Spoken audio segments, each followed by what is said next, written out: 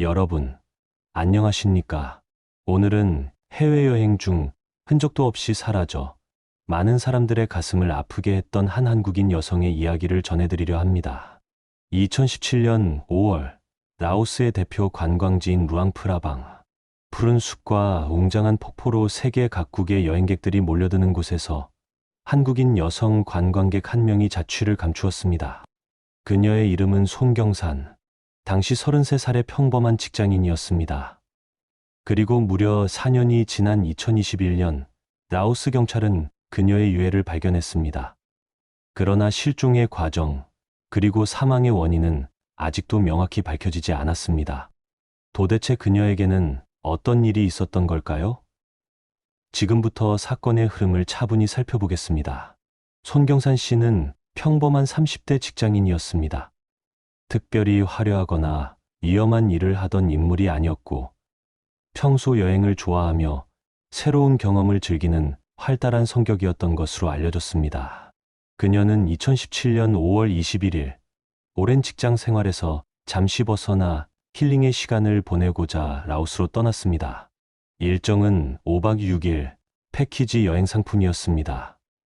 첫날은 무리 없이 잘 흘러갔습니다. 그러나 여행 둘째 날인 5월 22일, 패키지 일정 중 하나였던 꽝시 폭포에서 그녀의 삶은 돌이킬 수 없는 비극을 맞게 됩니다. 꽝시 폭포는 라오스 루앙프라방의 대표 관광지입니다. 작은 폭포와 계단식 연못이 이어져 마치 천국을 연상시키는 경치로 유명했죠. 관광객들은 수영을 하거나 사진을 찍으며 여유로운 시간을 보내곤 합니다. 그날도 일행은 자유 시간을 가진 뒤 다시 모이기로 했습니다.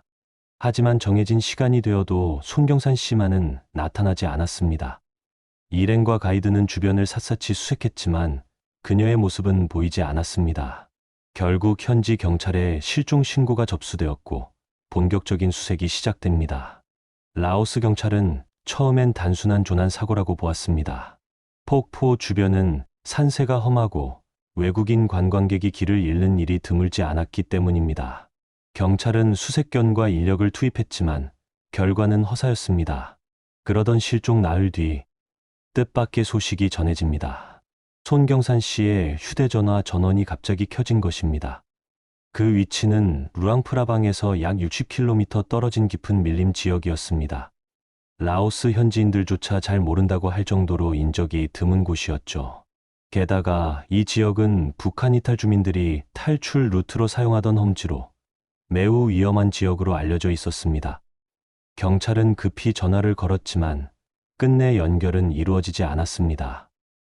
이 상황을 접한 가족들은 단순 실종이 아니라 납치 가능성을 의심했습니다. 그녀의 짐이 고스란히 게스트하우스에 남아 있었기 때문입니다.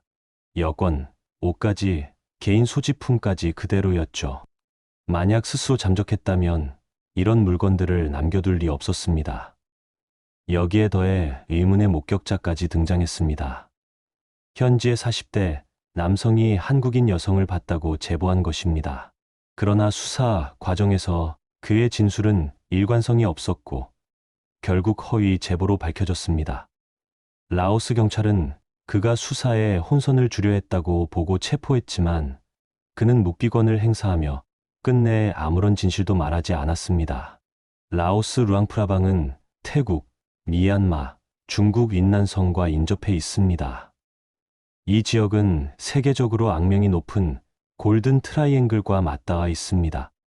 골든 트라이앵글은 세계 최대 규모의 마약 재배와 거래 지역으로 국제 범죄 조직들이 활발히 활동하는 곳입니다. 이 때문에 인신매매와 납치 사건이 빈번하게 발생해 왔습니다.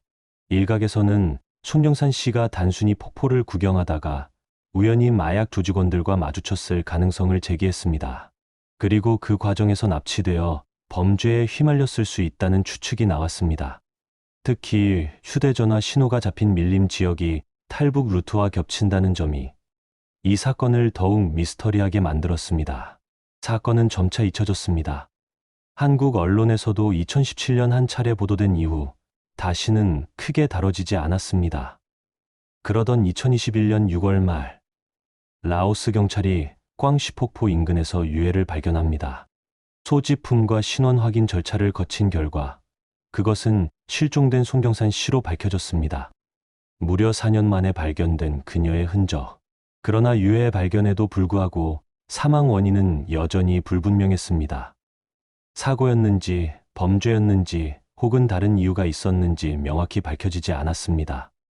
그녀는 결국 차가운 유해가 되어 고국으로 돌아오게 되었습니다. 이 사건에는 지금도 풀리지 않는 수많은 의문이 있습니다.